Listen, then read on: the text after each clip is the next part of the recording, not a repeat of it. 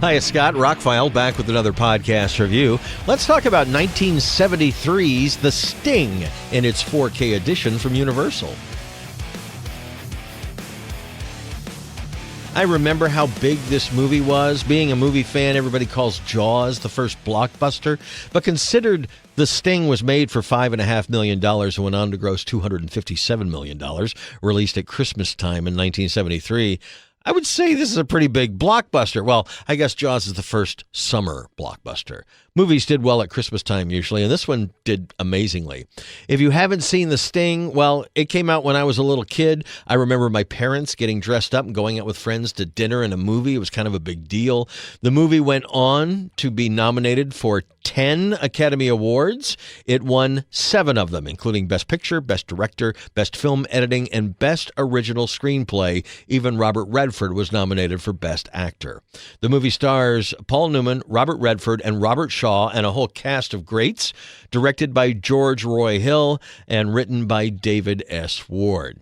I picked up the Universal Steelbook for $14.99 from Grove. It was on sale, and it's been out for a few years because it had all the Universal Pictures 100 years of Universal stuff on it. It's been out about 3 or 4 years. And it's really a pretty good 4K. I wish they had spent a little more time on it. The movie looks about as good as it can for a movie that's trying to emulate the 1930s. Everything is kind of brown and richly colored. And there's a few special effects shots that establish the time, and I thought those were incredibly realistic and looked real to me. Really well done. This is one of those perfect movies. There are very, very, very few movies I would unequivocally give 5 stars. It's just perfect from top to bottom. This is one of those movies. I never watched it as a kid. It never interested me. And watching it now, I would have checked out in the first half hour to 45 minutes. As a young person, there is a lot of plot, and it's done incredibly well. Like the screenwriting, they don't waste a line in the movie. I couldn't imagine how much information you get about running cons in the first half hour that, well, like as a kid, I wouldn't have been paying attention. I'm munching popcorn waiting for somebody to shoot somebody. Now I'm paying attention to what they say, and it's like, holy crap, I just got an education in 30 minutes. That was amazing. The whole thing, the whole script is kind of it doesn't assume that you know everything about cons, but they drop the words of the vernacular in and then kind of explain it by their actions. And you learn a whole lot about con men, confidence men, if you know the history of confidence men, it's actually quite interesting history to get into. And this is based on the life of 2 brothers, a fictionalized version. The guys in the movie are not brothers. The first half an hour, we're introduced to Robert Redford. He is a young, up-and-coming con man. He's never done any big cons. He kind of gets in trouble with the law. His partner gets killed, and he wants to get some payback. So the partner was hooking him up with Paul Newman, somebody who's been around the block for a while and very good at being a con man and runs some big cons. So Robert Redford goes to see him because he really has nowhere else to go.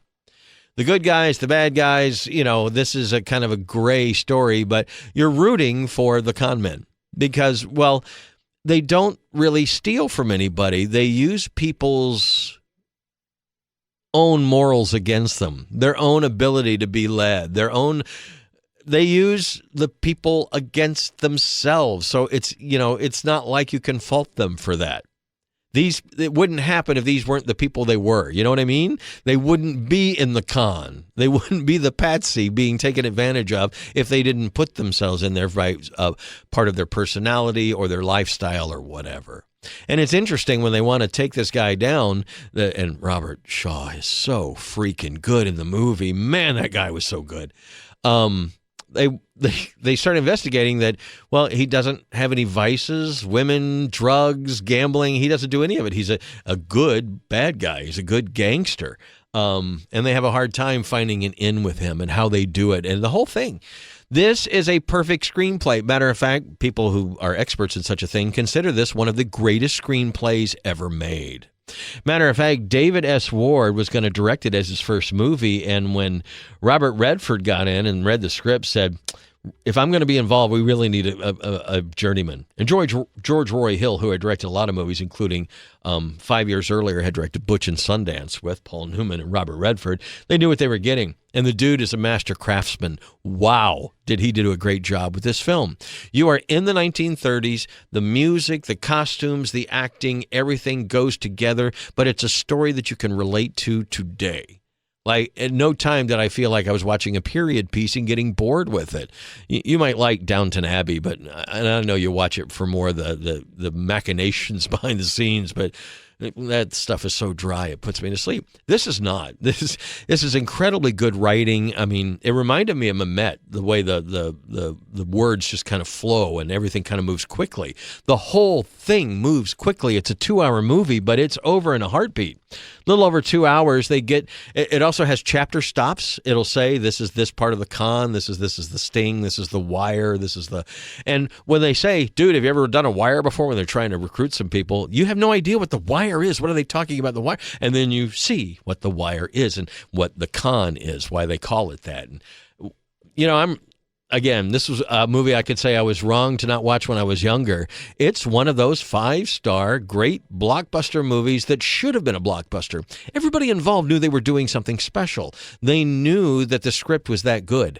All the actors were having so much fun because, well, the characters are so much fun. The interaction, yes, and there's some dark stuff that happens, and there's a great twist at the end that you don't see coming, and it surprises everybody. And people walked out of the theater and were happy. We did get a Sting 2, and from what I remember, there's no reason to watch the Sting 2, but the Sting is a bona fide classic. Now, the 4K, I would give about a 3.5 out of 5, like Blu-ray.com did. I put in the Blu-ray to compare, and it is much better than the Blu-ray, because at first I'm like, is this just an upconvert? But no, it's a native 4K transfer. The grain is handled better. The colors are handled better. The contrast ratio is handled much better. The Blu-ray looks washed out in comparison. There has been a restoration on this film, but it's not perfect. There were a few scenes that were a little soft. There were a few scenes that were almost out of focus. There were a few scenes that were grainier than others. But overall, like 80 to 90% of the film looked fantastic for its age. Came out Christmas 1973, people, and only had a $5.5 million budget.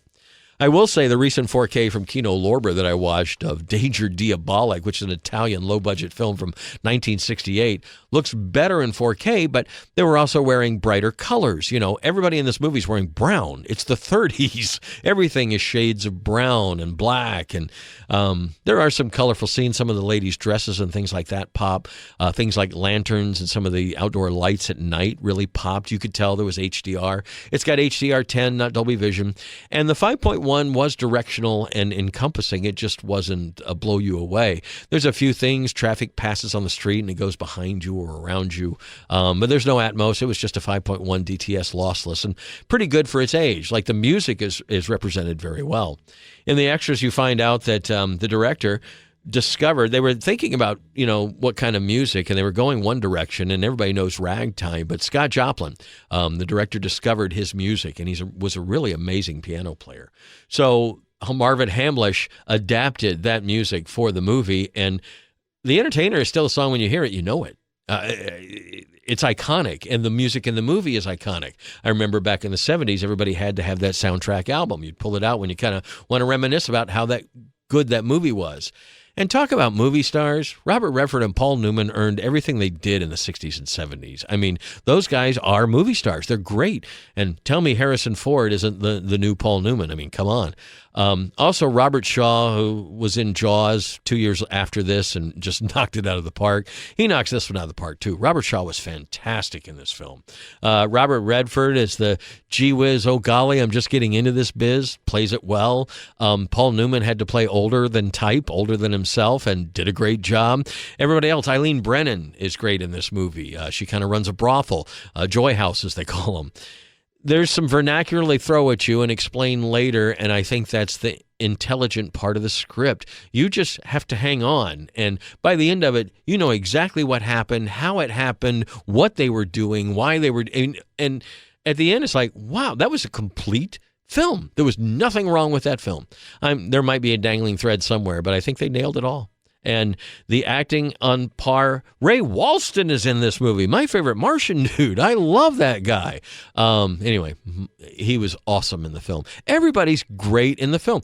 There is a reason why a $5 million movie went on to make $257 million back in 1973. Wow.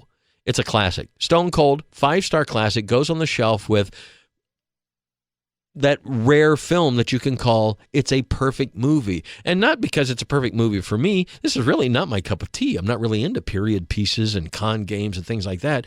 But screenplay-wise, filming, cinematography, acting, this is a 5 out of 5 film from top to bottom. Wow. So anyway, I have a very short list. Maybe I'll do a podcast about my short list of movies I feel that are perfect. This is one of them. The Sting 4K edition gets a halfway recommendation. It's better than the Blu-ray upgrade. And if you can get the Steelbook on sale, there's still some out there. It was limited edition. It's supposed to be sold out by now, but I got one. Also has the Blu-ray in it and a digital copy that worked. So all in all, win-win. It's a great Steelbook design. Uses the old artwork. It looks like it's, from the 30s. Love it. The whole thing. Was surprised how much I loved it, but the craft involved is just a great movie. Sting from 1973. Go see it now. You probably haven't seen it. Scott, I'm ROCKFILE. More podcasts are on the way. Have a spectacular day, and thank you for listening.